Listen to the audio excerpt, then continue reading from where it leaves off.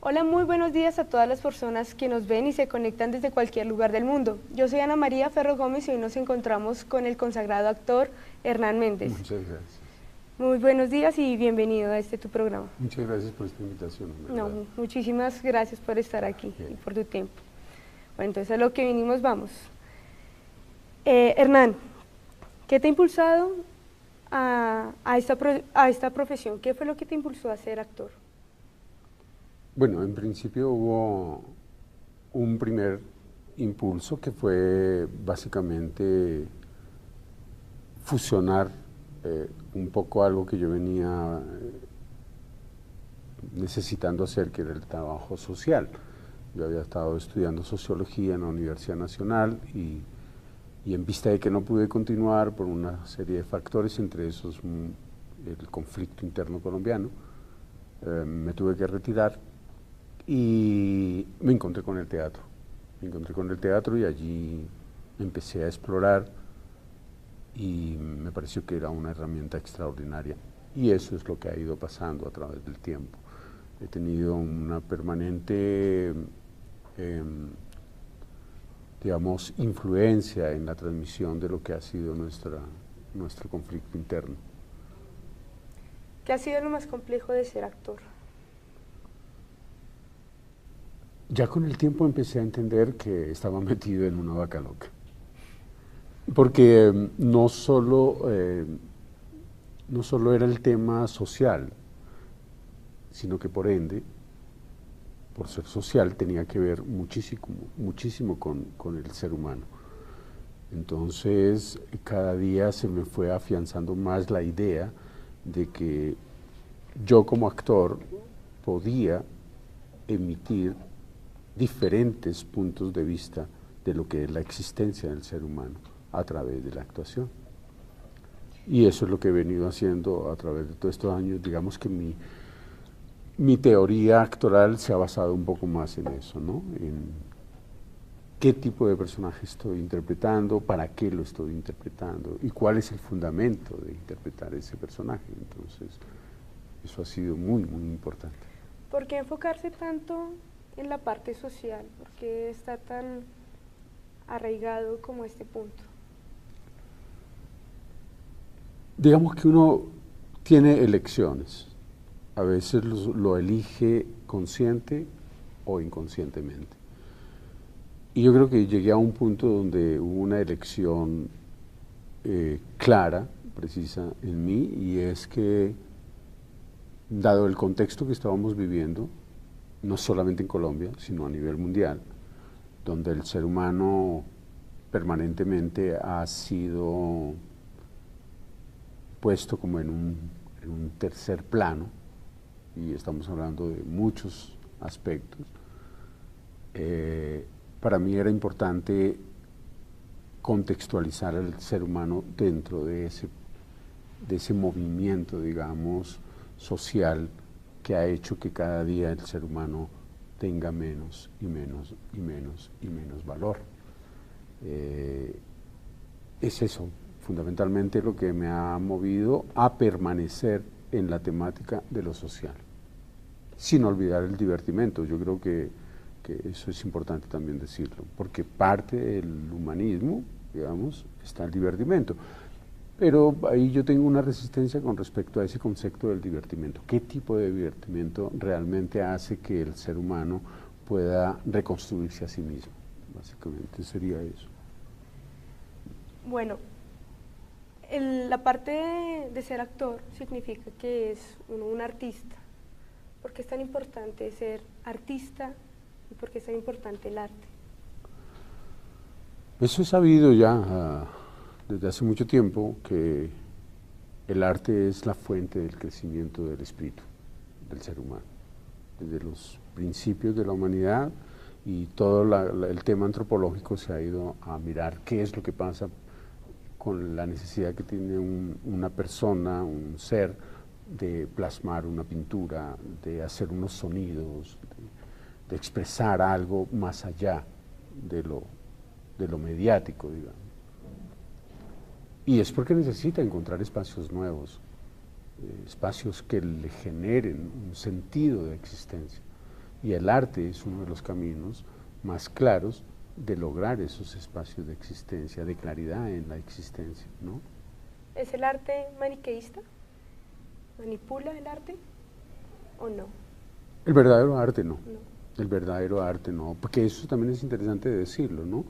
Hay remedios de arte, a veces hay un discurso maniqueísta a través del arte, como a través de otras manifestaciones humanas, y yo creo que el individuo es el que empieza como a definir y a detectar dónde hay y dónde no hay ese discurso maniqueísta, pero si hablamos de arte puro, es el que no maniquea. Bueno, cambiando un poco más el tema, ¿qué prefieres tú? ¿Cine, teatro o televisión? Digamos que en algún tiempo defendía el campo del teatro, porque allí fue donde me formé. Fueron mis primeros pasos y me parecía que el teatro era lo máximo, pues. Después, cuando empecé a hacer cine, empecé a encontrar una atracción maravillosa con el tema de la cámara.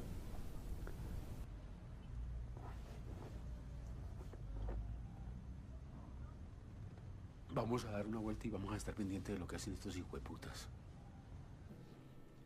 Y ya por necesidades económicas y todo esto terminé haciendo televisión.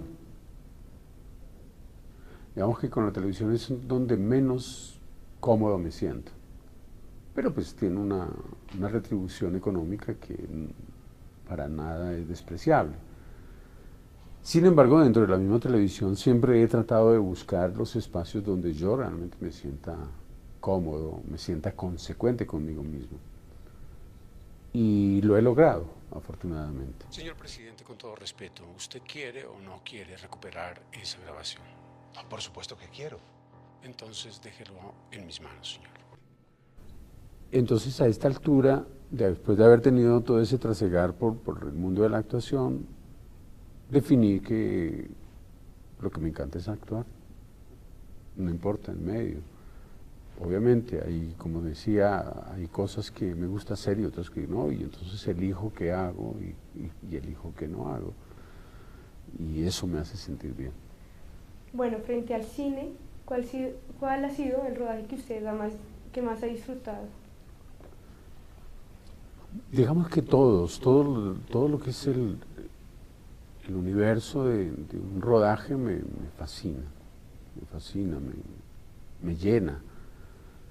Pero si uno se detiene a mirar la pregunta, inmediatamente aparece algo que para mí ha sido muy significativo a nivel de actoral, como a nivel social y como a nivel de eco, digamos, de lo que a partir de ahí empezó a hacer mi carrera, es La Cerca, ¿no? Es un cortometraje que en su momento fue uno de los primeros cortometrajes, si no el primero, que llegó a Cannes a participar, a representar a Colombia, después de Víctor Gaviria, que llegó con La Vendedora de Rosas, con un largo, llegamos nosotros con el corto de La Cerca, que desde mi punto de vista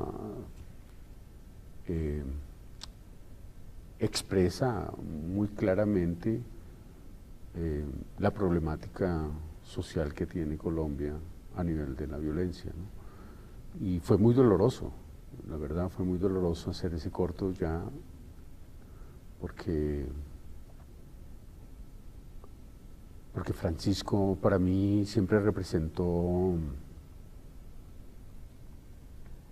la enfermedad de la violencia en carne propia, o sea, un chico, o mejor, un hombre de 40 años que se ha quedado preso de un impacto violento a los 10 años y vivir todo el tiempo con ese imaginario de que la vida no era más sino violencia y se la pasaba pensando en cómo asesinar a su propio padre de diferentes maneras, pues eso es muy doloroso, saber que eso representa una sociedad, ¿no? Júrele, nadie se dé cuenta que no hemos tumbado eso, son las 12.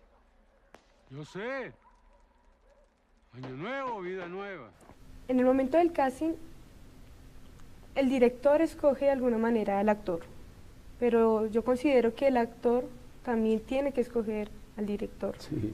¿Qué características tiene que tener el director para Hernán para poder trabajar con esa persona? Que sea una persona que sepa escuchar,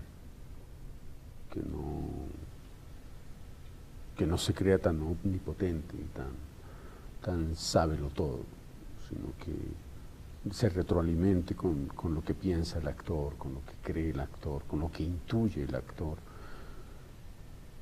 Porque todo acto creativo tiene necesariamente que dar espacio a la resonancia. Hay un tema, una ley interesante que he leído últimamente que me hacía eco como a una intuición que yo tenía ahí cada vez que me subía al escenario, y es un tema de la resonancia. Si no hay resonancia, muy difícilmente se logra sacar a flote algo plenamente creativo.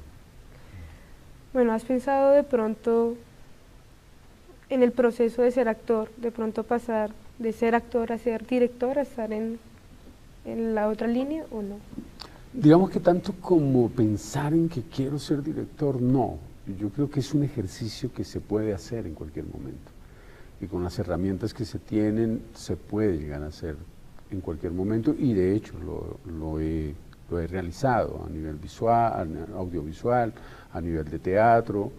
He hecho montajes, he dirigido gente, he montado obras de autores universales, y me he sentido muy bien, pero creo que así como tampoco nunca pensé claramente que yo iba a ser actor y que me crea que soy actor, no. Creo que es un ejercicio, así como un ejercicio humano necesario que tú pones a tu servicio para expresar cosas, para decir lo que piensas, para hablar de cómo observas tú el mundo, cómo observas tu realidad, qué piensas cuando ves lo que ves. Bueno, nosotros en nuestra posición de estudiantes siempre nos queda como una duda para llegar a ser como un buen director. Entonces, ¿cuál sería un proceso interesante para poder llegar a ser un buen director, pero el estudiante, desde la academia? Desde la academia. Es un principio, para mí es un principio que creo que todas las personas que se meten en el universo de la comunicación, porque no solamente es digamos, el cine, sino todo el universo que implica el contexto de la información, es la intuición.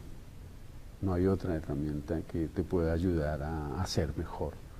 Si tienes una capacidad intuitiva, llegas donde tienes que llegar. Y eso es lo que te hace mejor, o eso es lo que te hace asertivo, para no ponerlo en términos maniqueístas de bueno o malo, sino es lo que te hace ser asertivo, porque tú finalmente lo que eres o no eres asertivo. ¿En qué medida eres o no eres asertivo? En la medida en que la receptividad es amplia o es pequeña, o creas confusión o creas claridad en ese momento, según lo que tú quieras. Si tú quieres crear confusión, eres asertivo, entonces automáticamente te vuelves útil para lo que sea.